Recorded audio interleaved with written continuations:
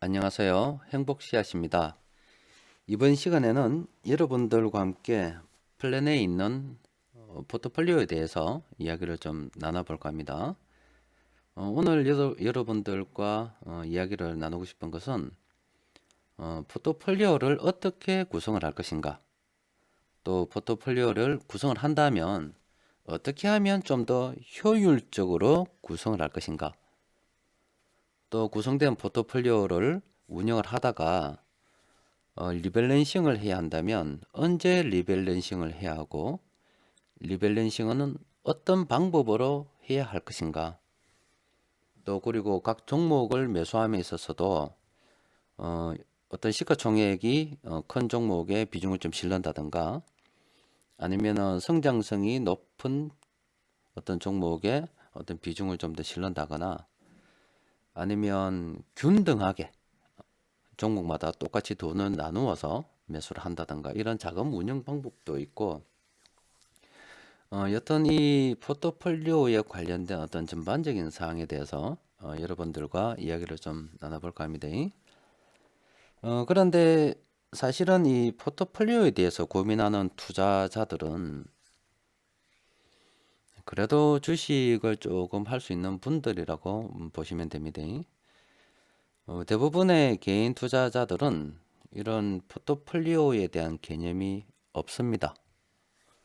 그냥 이제 어떤 남들이 추천하니까 또 좋아할 것 같아서, 그냥 사고 싶어서, 뭐 이거 살면 돈 벌 것 같아서 이래서 그냥 한 종목 사시는 분도 있고, 뭐 두세 종목 사서 뭐 오르면 괜찮고, 오르지 않으면 뭐 오를 때까지 한 몇 년이고 나눠버리고, 그렇게 있다가 이제 몇 년 있다가 조금 오르면 이제 본전을 팔아버리는 그런 매매를 많이 하십니다.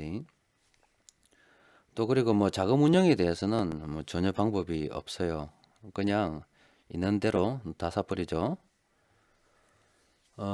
그거 지금 말씀드리는 거는 아주 정말로 초보라고 하기에도 좀 민망한 그런 분들의 매매 방법이고, 그래도 이제 주식 시장에서 조금 놀았다 그러면 이제 포트폴리오 이야기를 조금 들었어요. 누가 이제 포트폴리오를 구성을 하라고 하니까 포트폴리오 구성을 하긴 해야 되겠다 이 말이지. 그런데 이제 뭐 어떻게 될지 잘 몰라요. 그래서 이제 여러 종목 사서 위험을 분산하라고 하니까 그냥 대충 한 뭐 몇 종목 사서 이제 가지고 있는 거죠. 그래서 나는 여러 종목 들고 있기 때문에 위험을 분산했다고 스스로 믿고 있습니다. 또 그리고 이제 일단 종목 분산을 했고, 이제 분할 매매를 하라고 하니까 그냥 뭐 아침에 한번 샀다가 점심 때 한번 샀다가 저녁에 한번 샀다가 심심하면 한 며칠 있다가 한번 샀다가, 그렇게 일단 나누어 샀기 때문에 일단 나는 분할 매매를 했다라고 생각하시는 분들도 있으세요. 정말로 이제 어처구니 없지만은 실제로 그런 분들도 많이 있습니다. 이제 그렇게 이제 어떤 원칙 없는 포트폴리오를 구성을 하다가 이제 조금 시간이 좀 더 흐르면, 이제 거기서 단계가 좀 더 나아가지면 이제 이 주식 포트폴리오에 대해서 고민을 합니다. 한 몇 종목을 보유하는 것이 어떤 가장 수익률과 어떤 위험 분산에서 가장 효과적인 방법일까? 그래서 종목 개수도 고민을 하게 되고, 또 어떤 업종을 보유하는 것이 지금 현 시장에서 가장 맞을까? 이런 고민도 하게 되고, 또 자금도 어떤 식으로 배분하는 것이 가장 맞을까? 이제 요 고민을 하게 됩니다. 뭐 요 정도 하면 이제 좀 어느 정도 한 주식 투자 조금 한다고 볼 수 있습니다. 근데 요 정도 한다고 해서 어떤 고수라고 보긴 어려워요. 제가 볼 때는 한 뭐 전체로 지만 중간 정도 수준이라고 보면 될 거예요. 이 정도 할 수 있으면. 그럼 거기서 좀 더 나아간 수준은 뭐냐? 바로 현금 보유와 주식 보유 비중에 대해서 생각하시는 분들이에요. 뭐 그 정도 하면 적어도 이제 중간 이상은 조금 더 올라갔다고 보면 되죠. 거기서 이제 좀 더 나아갔다. 그러면 내 전체 자산에 있어서 현금은 어느 정도, 주식은 어느 정도, 부동산은 어느 정도, 또 그리고 경우에 따라서 채권은 어느 정도, 또 그리고 금은 어느 정도, 이런 식으로 전반적인 자기 자산에 대해서 고민을 하시는 분들은 이제 거기서 한 단계 더 나아갔다고 보시면 됩니다. 일단 그 정도 나눌 수 있다 하는 정도만 가도 이제 상당한 수준에 이제 올랐다고 보면 되고, 이제 거기서 좀 더 나아갔다고 하면 이제 그 수준 거기서 뭐 금, 뭐 채권, 주식, 부동산, 뭐 경우에 따라서는 뭐 외환, 외화, 이런 것들을 이제 어떤 시장 상황에 따라서 이렇게 저렇게 이제 조금 비중을 옮겨갈 수 있는 뭐 그 정도 되면 뭐 다 됐다. 그 정도 되면 뭐 웬만하면 망하기 어려운 단계까지 갔다라고 볼 수가 있을 것 같습니다. 그래서 오늘 여러분들께 이렇게 말씀드리는 것은 뭐 그런 어떤 먼 단계에 있는 것이 아니고 주식 시장 내에서 한 중간 정도 주식 시장 내에서 어떻게 이제 어떤 포트를 구성할 것인가에 대한 그런 이야기를 좀 하고자 합니다. 자, 먼저 이래 자금 운영에 대해서 여러분들과 잠시 이야기를 좀 나눠보겠습니다. 사실은 이 플래네이라는 프로그램은 저는 이 플래네이라는 프로그램을 굉장히 신뢰를 합니다.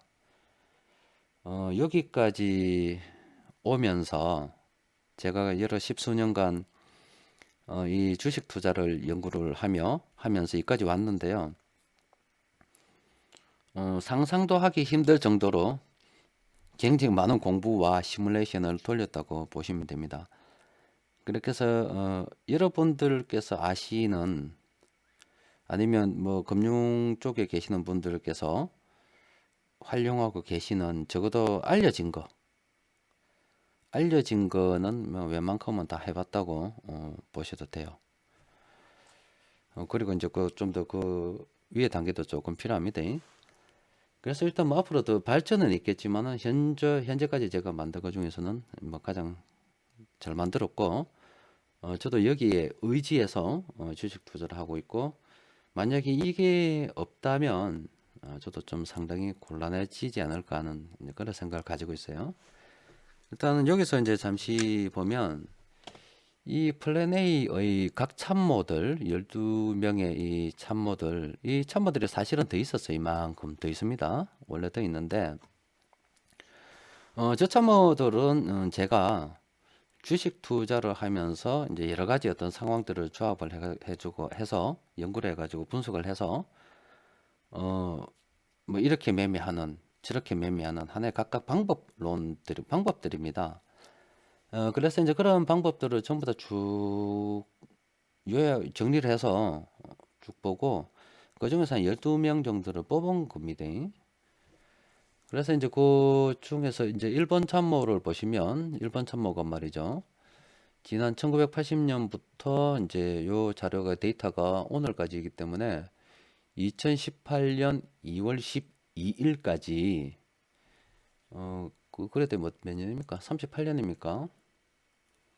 거의 한 38년 정도의 기간 동안 이렇게 매매를 이렇게 했어요. 뭐 총 1번 참모가 1481번 매매를 해가지고요. 저거는 이제 미래를 알고 한 건 아니에요. 뭐 어떤 종목을 넣어도 뭐 하여튼 뭐 이제 미래를 알고 하는 게 아니고 그냥 있는 그대로입니다. 자, 하여튼 37년 동안 1번 참모가 1481번 이제 매매를 했는데 그 중에 1274번을 수익을 냈고요.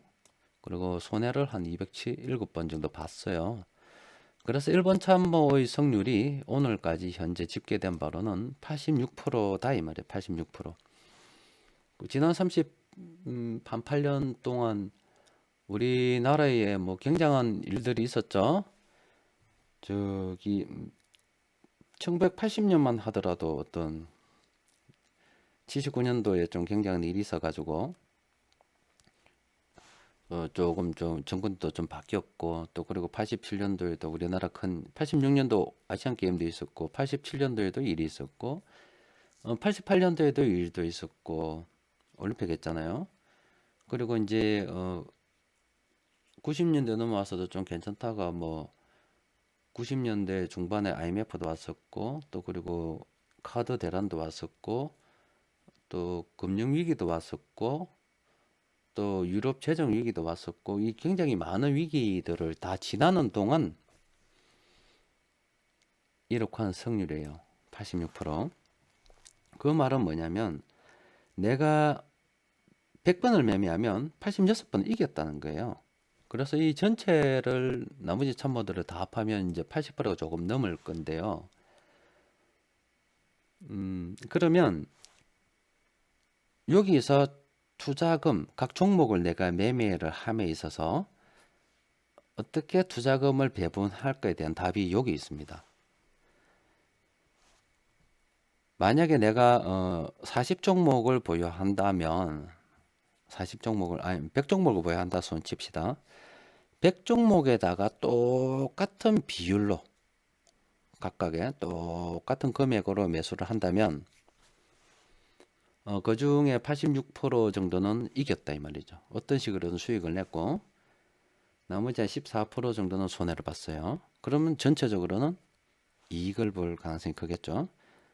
그런데 이제 한 종목에 몰빵을 하거나 아니면 지나치게 어떤 비중을 많이 실었다고 한다면 재수 좋아서 그 한 종목이 86%에 포함이 되는 수익을 내는 86%에 포함이 된다면 좋겠죠. 근데 저쪽이 14%에 포함이 되면 어떻게 되겠어요? 손해를 보는 14%에 포함이 되면 그럼 전체 어떤 수익률은 쭉 떨어지겠죠. 그렇기 때문에 항상 투자라고 하는 것은 안정적인 수익을 추구하면서 지금 당장에 내가 얼마를 많이 먹는다는 게 아니고 꾸준히 오랜 기간 계속 수익을 내면서 결과적으로 그 복리 수익을 수익에 수익을 더하는 그런 복리를 추구하겠다고 하는 것이 가장 좋습니다. 또 그게 느린 것 같아도 가장 빨라요. 그래서 여러분들께서 각 종목을 매수를 함에 있어서 투자금을 균등하게 가져가는 것이 가장 좋습니다. 그렇게 해서 이제 처음에는 그렇게 한 처음 1, 2년, 3년 동안에는 그 수익이 나긴 나지만은 그게 그렇게 크지 않을 수가 있어요. 그런데 이 복리라고 하는 게 참 희한하거든요. 직선 그래프가 아니고 포물선을 그리면서 위로 쫙 날아갑니다. 그래서 시간이 흐르면 흐를수록 수익이 다시 수익을 내고 수익이 다시 수익을 내기 때문에 수익률이 기하급수적으로 쫙 늘어난다 이 말이에요. 그래서 이제 어떤 시뮬레이션 같은 거 1, 2년 짧게 이렇게 돌려보시고 아 이거 내가 내한테 안 맞겠다고 하시는 분들은 그 복리 개념에 대해서 다시 한번 생각해 보실 필요가 있습니다. 그래서 하여튼 투자금은 균등하게 배분하는 것이 좋고 또 꾸준한 수익을 내면서 복리를 추구하겠다는 그런 생각으로 접근하는 게 좋습니다. 그리고 여기 놓은 승률은 가히 상상하기도 힘든 그런 승률입니다. 저기 기계적으로 해서 한 저 정도 만들어 보세요. 저기 얼마나 어려운 건지 나중에 아실 거예요. 하여튼 일단 금액에 대해서 잠시 말씀드렸고 자, 그 다음에 업종에 대해서 잠시 한번 말씀해 드릴게요. 지금 플랜 A를 보면 이렇게 업종에 대해서도 이렇게 이제 추세도 나오고 또 업종에 대해서 매매 신호도 이렇게 나옵니다. 지금 현재 이제 보시는 것은 이 대형주이거든요. 이 대형주를 보면 우리 시장에 있는 대형주들은 이제 조금 일찍 했다면 적어도 이제 2013, 4년부터 이렇게 이제 신호가 났었고요. 그리고 이제 2017년도에 들어서는 이렇게 이제 둔화가 되면서 이제 어느 정도 분할 매매, 대형주를 조금 분할 매매하는 이런 시그널이 오고 있습니다. 그러니까 많이 벌어먹었죠. 많이 벌어먹었잖아요. 자, 지금 대형주 상황은 이렇고요. 이제 중형주 같은 거를 보면 예전에 한번 또 중형주는 잘 해먹었죠. 여기 2013년도 이럴 때 이제 매수를 했어요. 2015, 16년도 요때 고점에서 굉장히 잘 팔아먹었지 않습니까? 중형주 저때 굉장히 좋았습니다. 자, 그러다가 이제 지금 최근에 2017년 말부터 시작해서 이런 식으로 다시 중형주에서 집중적으로 매수가 일어나고 있다 이 말이에요. 그죠? 다시 이제 소형주를 한번 보면 소형주도 마찬가지예요. 소형주도 보면 예전에 뭐 이렇게 뭐 요때에서 뭐 요때 짧게 판다고 많이 못 먹었지만 물론 이런 추세를 보면 이렇게 이제 차트만 가져도 어느 정도 전반적인 추세는 이해할 수 있었겠죠. 뭐 어쨌든 간에 지금 최근에 이런 식으로 다시 소형주들에서 이제 매수가 나고 있다 이 말이에요. 그럼 현 시점에서 여러분들께서 이 포트폴리오를 구성을 한다면 자, 이 대형주를 구성을 해야 되겠습니까? 중형주, 소형주를 구성해야 되겠어요. 답이 대충 나오죠?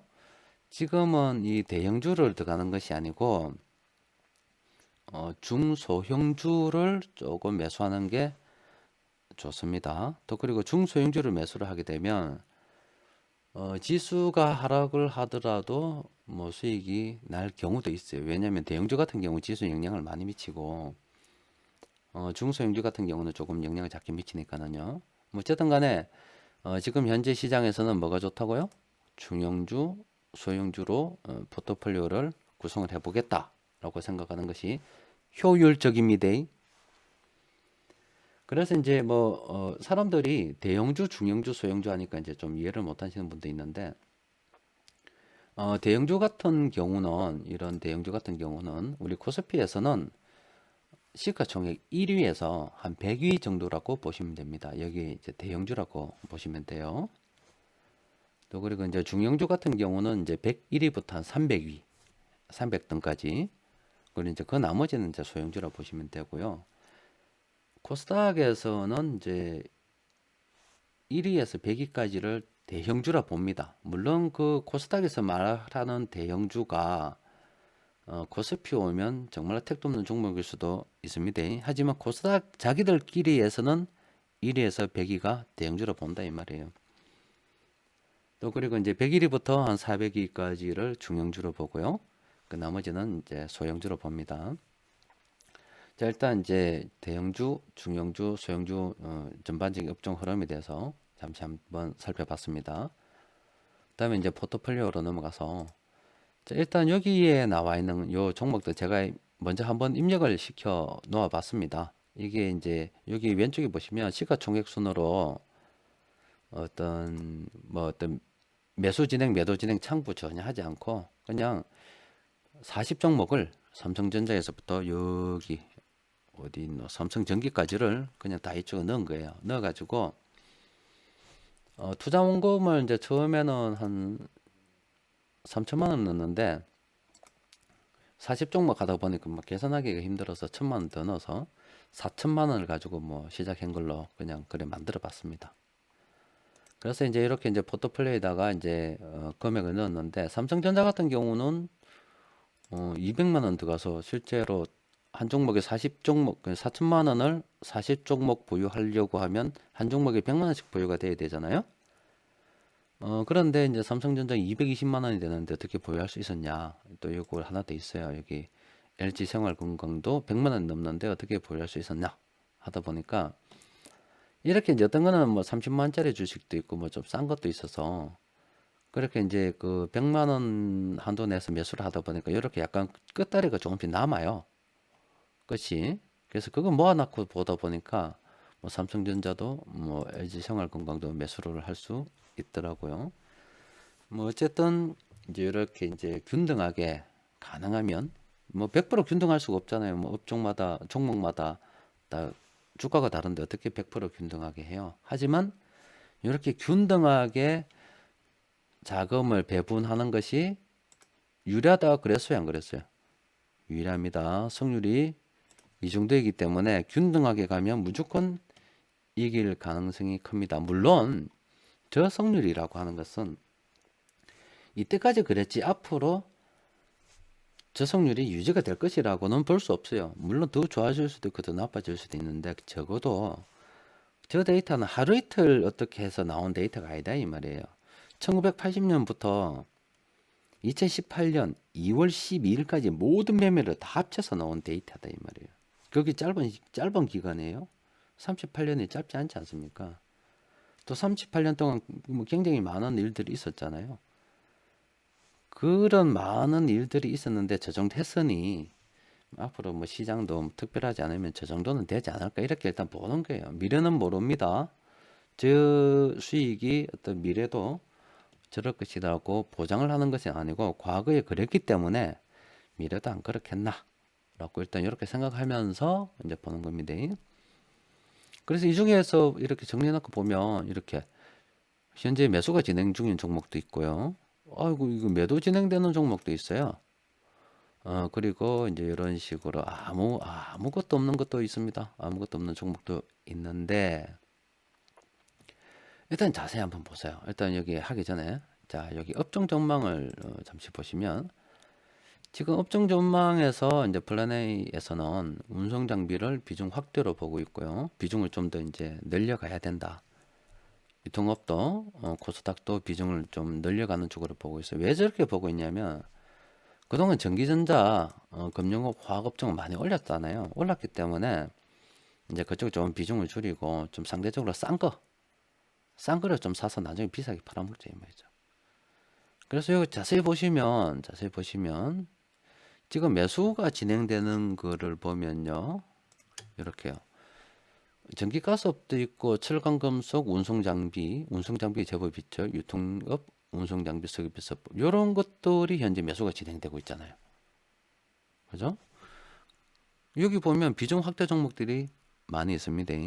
또 그리고 이렇게 현재 매도가 진행되는 종목들을 잠시 보시면 금융업이 있죠. 은행도 있네요. 화학, 그죠? 물론 서비스업은 좀 별개로 있지만 철강 금속도 있고요. 전기전자가 많잖아요. 그렇죠. 금융업도 있고 유통업도 있지만 여튼 비중이 그럼 나중에 어떻게 되겠어요? 지금 요 색칠한 이 종목들은 비중을 이제 매도 신호가 날 때마다 점점 줄여가야 되겠죠. 또 그리고 이제 이런 신호가 없는 종목들은 뭐 전기전자에 포함되면은 전기전자 다른 종목 정리할 때 이런 식으로 있잖아요. 같이 정리를 좀 해줘야 될 거고 하여튼 이런 종목들도 이제 차트로 보면서 정리 좀 해야 될 것 같고요. 그래서 이제 점점 운송 장비나 유통업, 코스닥 이런 쪽으로 비중을 조금 늘려가야 된다 이 말이에요. 그래서 이거를 이제 좀 효과적으로 할 수 있도록 이렇게 이제 투자 비중을 이제 이렇게 한번 적어봤어요. 그래서 보면 지금 현재 이제 돈을 투입한 것을 보니까는요, 전기전자 쪽에 한 18% 정도, 총 투자금의 18% 정도를 투입했고, 금융업에 한 17%, 화학에 11%, 운송 장비 9%뭐 이런 식으로 이제 자금이 집행이 되어 있습니다. 그렇죠? 그래서 이제 지금 이제 여기 보면 이제 제 나름대로 정한 거예요. 운송 장비, 유통업, 코스닥을 20% 여기 이제 시장 주도 업종이니까 20% 정도 일단 내가 들고 가겠다라고 이렇게 정했습니다. 그리고 나머지는 그냥 요 음식료품과 의약품과 서비스업과 화학. 그 화학은 왜 어떻게 비중 축소인데 왜 저렇게 해놨냐? 뭐 화학 같은 경우도 이제 중국 관련해서 여기서 아모레 퍼시픽이 있더라고요. 앞으로 이거 나중에 좀 보여드릴게요. 중국하고 관계가 조금 개선되거나 아니면 꼭 화학 같은 경우는 태양광 같은 거 있잖아요. 이런 거는 내가 그냥 이번 정부 끝날 때까지 아니면 태양광이 앞으로 뭐 블룸버그에서 이야기하던데 2040년까지 성장이 굉장히 많이 될 거로 예상이 된다면서요. 또 중국 같은 경우는 몇 년 후면 중국 내에 있는 원자력 발전에서 전기 생산하는 것과 태양광에서 전기 생산하는 것이 서로 비슷해지고 결과적으로 태양광이 더 많은 전기를 생산할 것이다. 뭐 이렇게 나온 보도도 있대요. 그래서 태양광 같은 경우도 좀 성장주로 보고 하나 들고 가겠다고 해서 일단 뭐 화학이 한 10% 정도 넣어봤어요. 자, 그러면 이제 앞서 말씀드린 거는 자 처음에 말씀드린 것은 시뮬레이션이 이렇기 때문에 각 종목마다 투자금을 균등하게 어떤 배분하는 것이 좋고요. 두 번째는 이렇게 이제 포트폴리오를 구성을 해서 이래 쭉 이제 일단 이렇게 이제 구성이 된 거예요. 그래서 이제 리밸런싱을 할 때 이제 업종을 참고로 해서 비중 확대가 되는 업종에 시장 주도 업종에 좀 더 주고 비중을 주고 이렇게 해서 이제 저 정도로 자금을 맞춰 가겠다라는 이제 그걸 정한 거예요. 그럼 이제 전기전자 업종 같은 경우는 이제 종목을 날려야 되겠죠. 그래서 오늘 내가 리밸런싱을 한다고 했을 때 그럼 전기전자를 전부 다 날려버릴 것이냐? 그러면 안 된다 이 말이죠. 어떻게 날려야 되노? 그래서 이렇게 이제 삼성전자 봅시다. 자, 삼성전자 보시면 많이 올랐잖아요. 이때부터 해서 이만큼 올랐으니까 이제 신호 날 때마다 팔면 되겠죠. 그렇지 않아도 둔화이기 때문에 뭐 삼성전자 전량 매도도 해도 될 것 같습니다. 하이닉스 같은 것도 보면 이것도 신호는 특별하게 나지 않았지만 굉장히 둔화돼 있죠. 색깔이 둔화이기 때문에 이것도 이제 전량 매도해도 될 것 같기도 해요. LG전자 같은 건 봅시다. LG전자는 지금 매도가 진행되고 있잖아요. 그죠?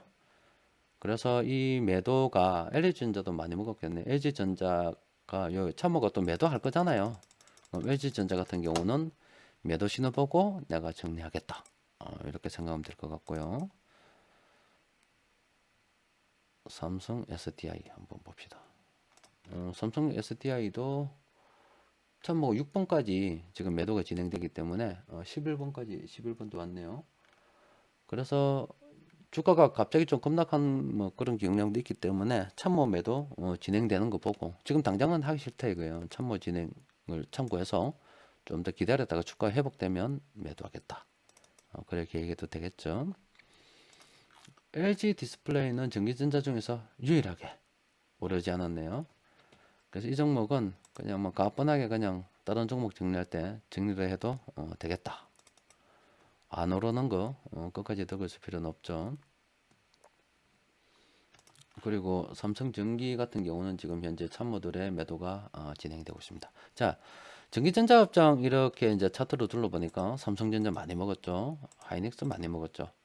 LG전자 많이 먹었습니다. 삼성 SDI 많이 먹었고요.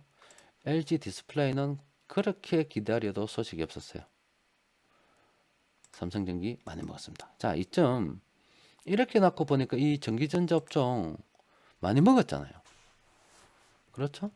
아마 지금 현재 뭐 구성을 해서 그렇지 저것도 뭐 전기전자 업종이 나갈 때 저런 포트를 구성했더라면 한 100%는 안 먹었겠어요. 그래서 이제 수익을 내는 이제 그런 선순환 구조로 갈 수도 있었을 건데 어쨌든 이제 이 전기전자 업종은 이제 전량 날려도 되겠네요. 어떤 거는 뭐 곧바로 날려도 되겠고 어떤 거는 이제 조금 기다렸다가 날려도 되겠다 이 말이죠. 신호보고 뭐 말 넘기면 이제 금융업도 잠시 한번 보도록 합시다. KB금융, 아이고 KB금융도 지금 많이 올랐고 지금 참모 전기전자 좀 지웁시다.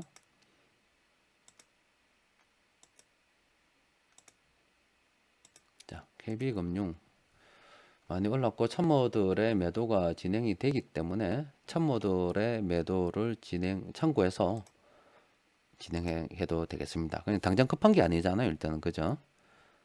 신한지주 한번 봅시다. 신한지주는 참모들의 매매가 상당히 다 진행이 되었네요. 12분까지 다 나왔으니까 신한지주는 이제 많이 벌어먹었고 더 이상 기다릴 필요가 없고 날린다. SK 같은 경우는 지금 좀 둔화 상태에 있네요. 그래서 뭐 이것도 뭐 정리도 될 것 같아요. SK 이노베이션도 10번 아직까지 참모 매도가 좀 진행이 좀 더 남았네요. 조금 더 기다려도 될 것 같습니다. 물론 이거 정리해도 됩니다. 하나금융지주 한번 봅시다. 하나금융지주도 많이 올랐네요. 괜찮다. 이것도 참모들 매도 진행되는 거 남았으니까 LG 한번 봅시다.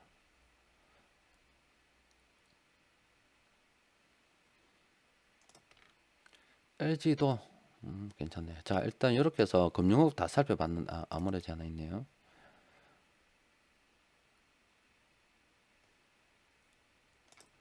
아모레지 같은 경우는 아직 남아 있어요. 참모들의 매매가 진행되기 때문에 아모레지는 일단은 금융업 비중은 안 가지고 가긴 했지만 일단 요거는 좀 나눠 볼 필요가 있고요. 나머지 KB금융 많이 벌어 먹었고 신한지주도 많이 벌어 먹었잖아요.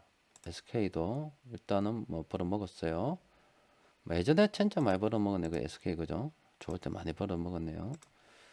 SK이노베이션도 벌어 먹었고 하나금융지주도 벌어 먹었고 LG도 벌어 먹었어요. 이 정도 벌어 먹었으니까 많이 벌어 먹었다 아닙니까? 예전에 포트 구성해가지고 주로 벌어 먹었는데 뭐 얼마나 더 벌어 먹을 거라고 또 들고 있겠어요. 뭐 대충 정리하고 또 다른 거 또 이제 시작하는 것도 가면 되지. 그죠? 이런 식으로 이제 찾아보는 거예요. 이제 이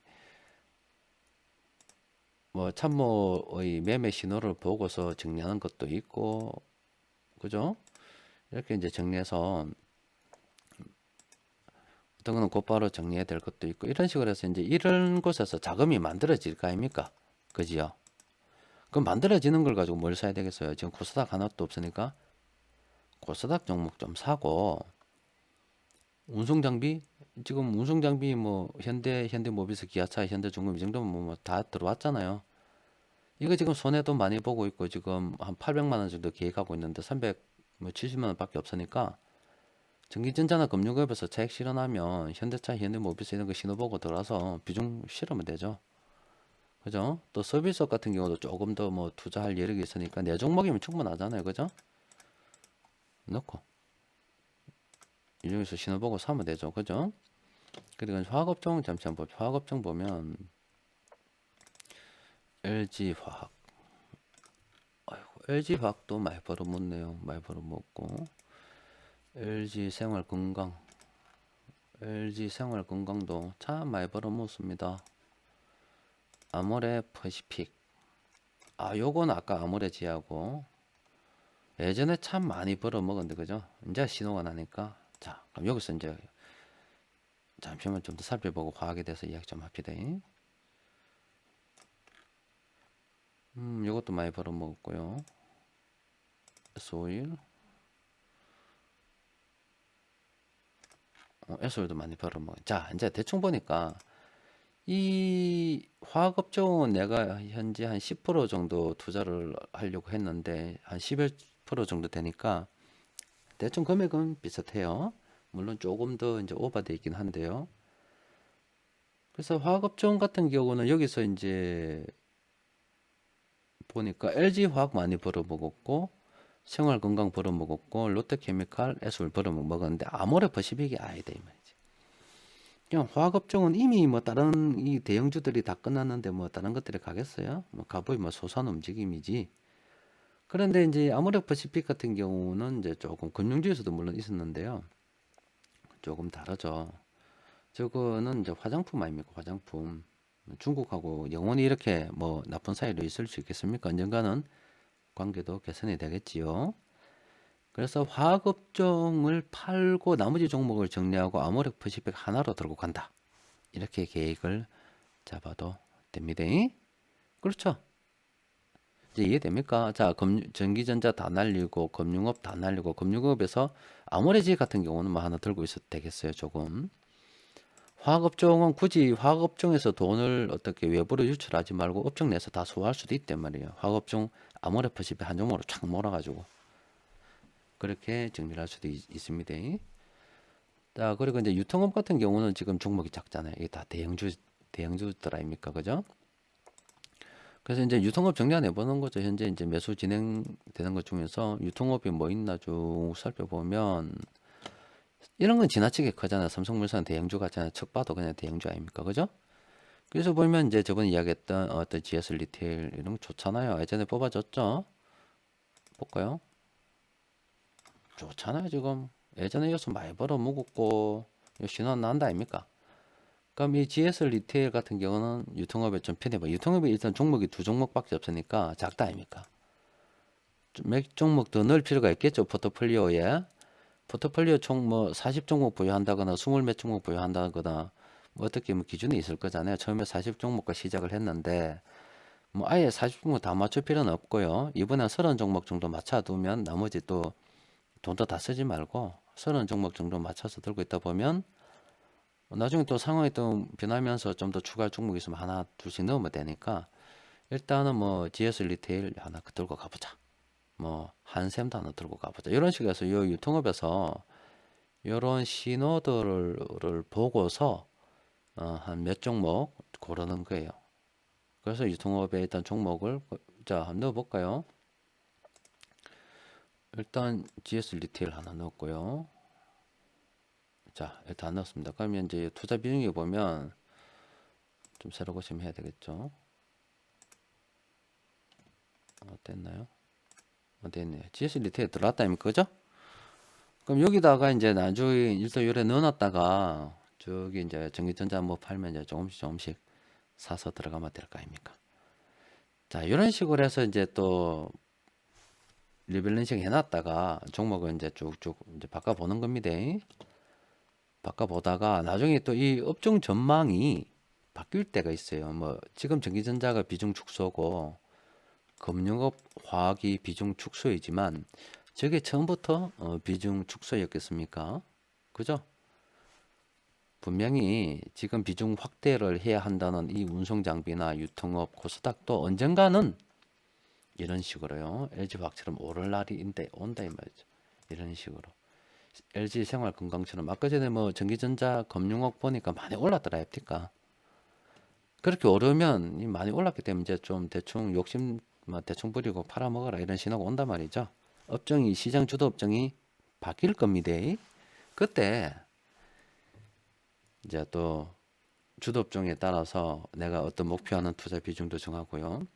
지금 제가 요 과정 오늘 제가 이래 보여드렸다 아닙니까? 요거를 다음에 꼭 보세요. 리밸런싱 할 때도 보고 구성할 때도 보고. 그래서 이제 포트폴리오에 있는 것들을 이렇게 이제 자꾸 시장의 중심이 되는 쪽으로 옮겨가는 거예요.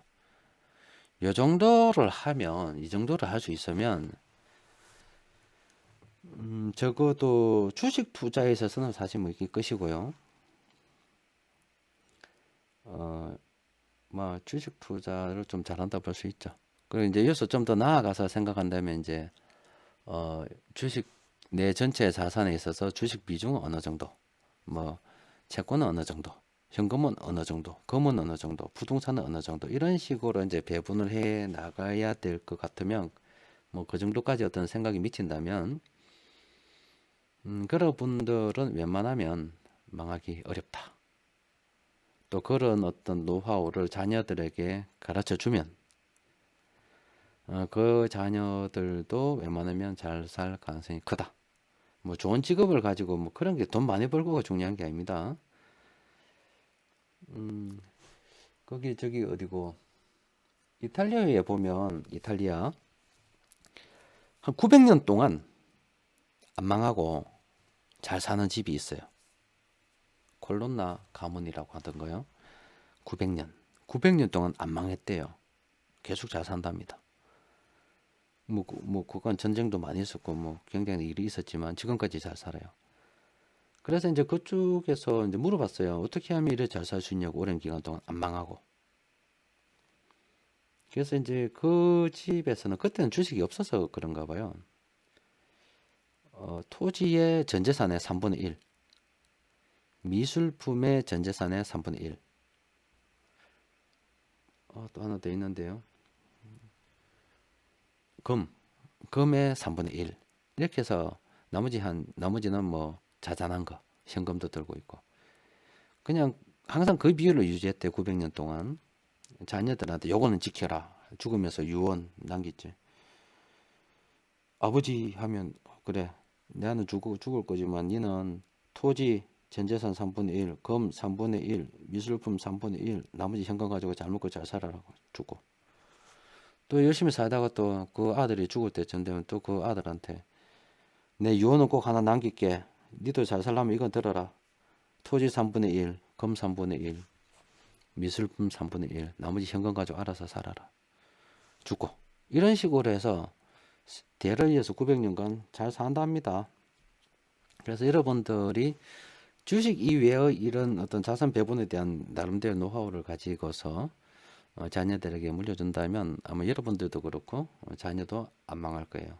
좋은 직업 물려주는 것보다 공부 많이 시켜가지고 좋은 직업 가지게 하는 것보다는 돈이 많고 요 방법만 전수해주면 그 애는 잘 산다 이 말이죠.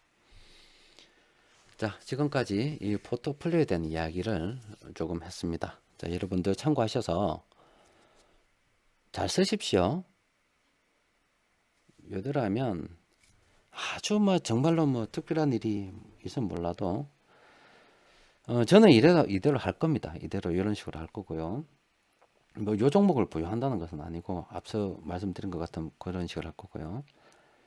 그래서 그런 식으로 한다면 뭐 웬만해서는 망하기 어렵지 않을까. 웬만하면 뭐 잘 되지 않을까 이런 생각이 듭니다. 그래서 대부분의 사람들이 포트폴리오 구성하라 그러니까 대충 흉내 하나 내고 분할 매매한다 그래 대충 흉내만 내고 그러는데 여러분들께서는 전혀 그럴 필요가 없어요. 이렇게 좋은 기계를 쓴다 아닙니까? 그죠? 그리고 자금 배분에 대해서도 균등하게 하고 업종도 이렇게 업종 투자 비중 참고하고 아이고 제가 뭐 잘못 눌렀나요? 아, 유통업 눌러버렸네. 그래 유통업 누르는 게 안 보자. 자, 유통업 좋잖아요 지금. 좋죠? 예전에 유통업 요때 사서 요때 팔아먹습니다. 그러니까 유통업은 가는 게 좀 지저분하네요. 그죠? 요때 사서 지금 유통업 매수 일어나고 있잖아요. 그죠? 자, 그러면 포트폴리오 관련해서 여기서 정리하도록 합시다. 행복하세요.